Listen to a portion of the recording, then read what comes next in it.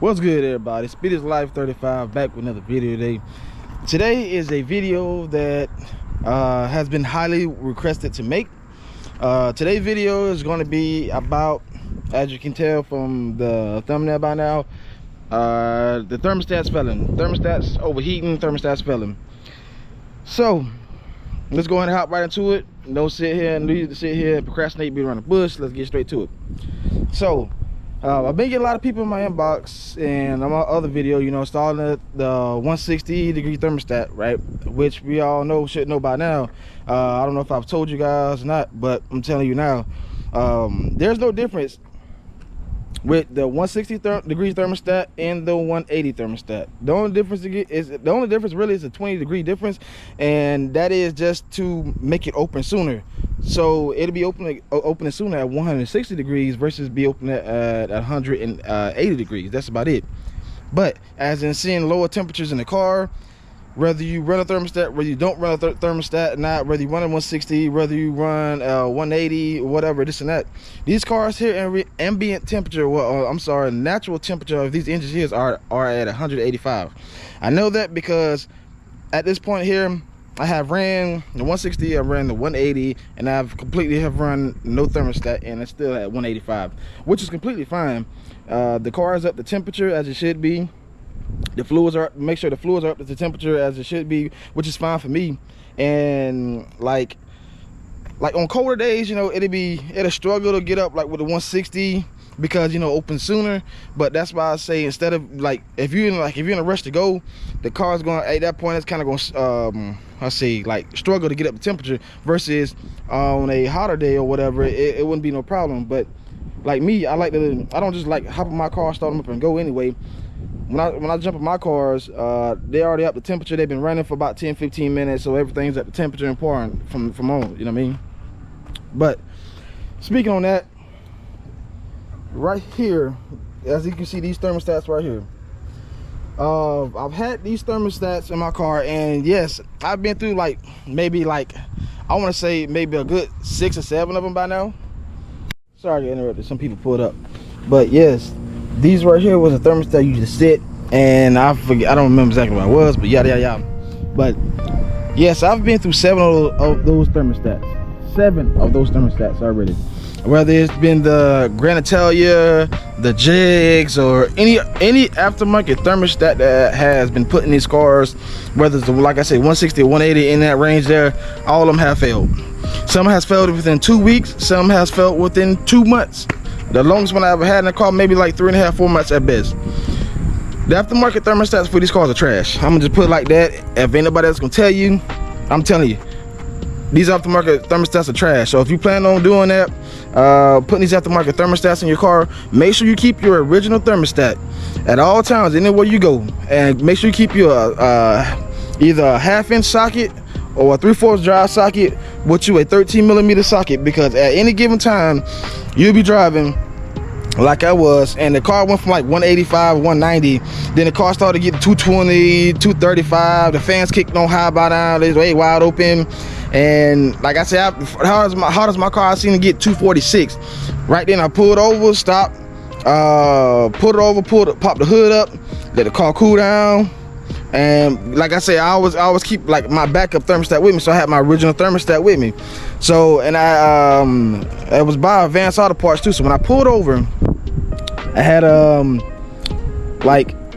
let the car go down to temperature, take the two 13mm bolts off, swap that other one out, put a new one in.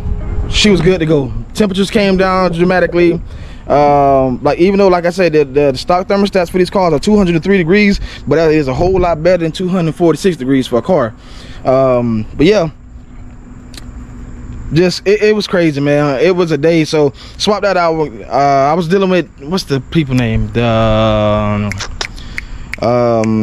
American Muscle. That's what I was dealing with. I was dealing with American Muscle, and American Muscle, you know, they had good customer service, but then the lady that was helping me with the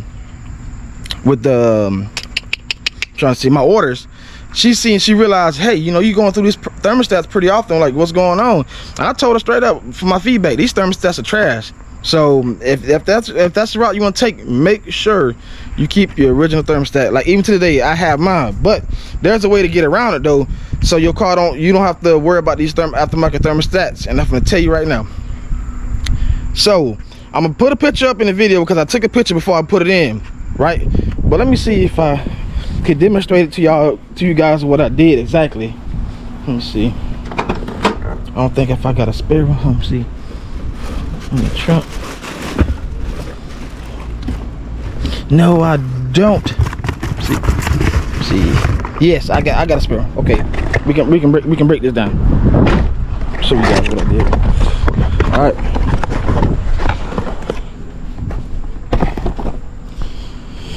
So, as you can see, this is the aftermarket thermostat that failed on me. One of the 180s, right? How I know? Because you can look down inside the hole and you can see it's 180. So this is the one from American Muscles that I was getting. They was failing. So what I did, so I'm technically not running the thermostat right now at this point here, but I'm gonna show you how I got past that. So as you can see, you know, this is the coil. This part here is the coil that whenever it reaches a certain temperature, the spring gets hot and it pushes back in order to let fluid come through, like this little hole right here in the front, right? Okay. So which I know the springs and stuff here are failing. So what I did was, trying to get it out, I took this piece end of the thermostat off.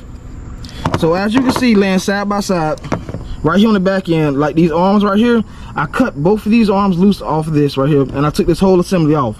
So by me cutting both of these arms off, as you can see, it takes this whole inner center out that's inside here. It takes that out. So basically now I still can use the seal. So I won't have any coolant leaks, but I just don't have this whole inside tunnel. So basically at this point here, the coolant is just constantly flowing. And one thing you can do too, you could actually use that to get yourself home. If you have a pair of cutters in the car, like wire cutters, anything in the car, you could actually use that to get you home. Take the thermostat out, cut both those arms off like I showed you, slap the O-ring with the seal back on, because it would work. And then you would just, your temperatures, I ain't gonna lie, man, your temperatures would be a whole lot better for the car. Like I said, I sit around 185, no matter if it's 105 outside, whether it's 75 outside, I sit around 185 all day long.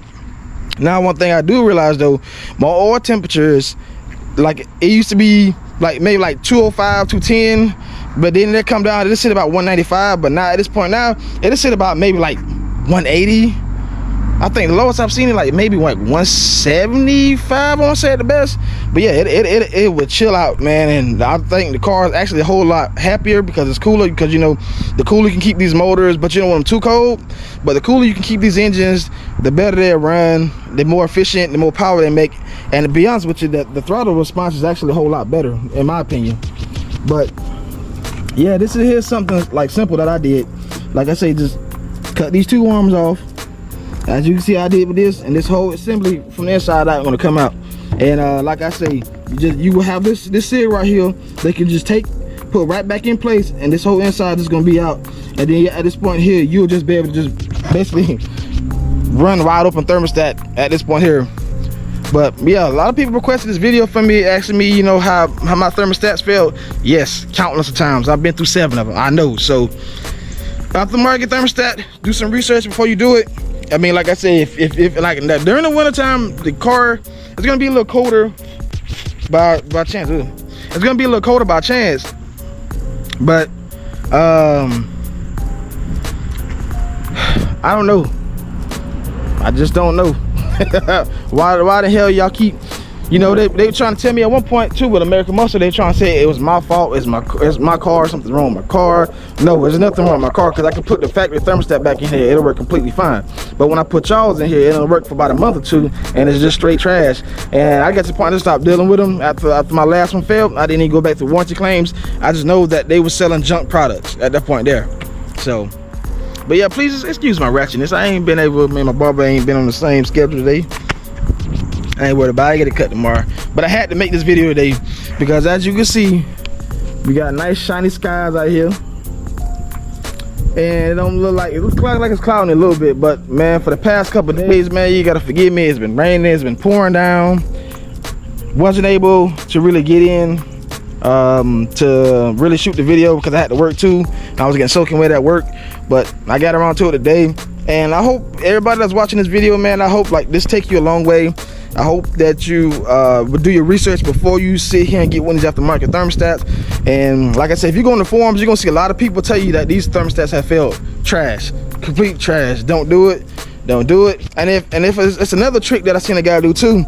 So whenever the thermostat comes like open, like at 180 degrees, you can put in a pot of water, let it get to 180 when it comes open, and be right beside like a TIG welder and tack weld the thermostat when it's open already. I seen a guy do that. You just put a tack weld on each side so to just stay open permanently. You can run it that way too. Decide however you want to run it. But yeah, other than that though, like I say, she's still kicking. She's still around.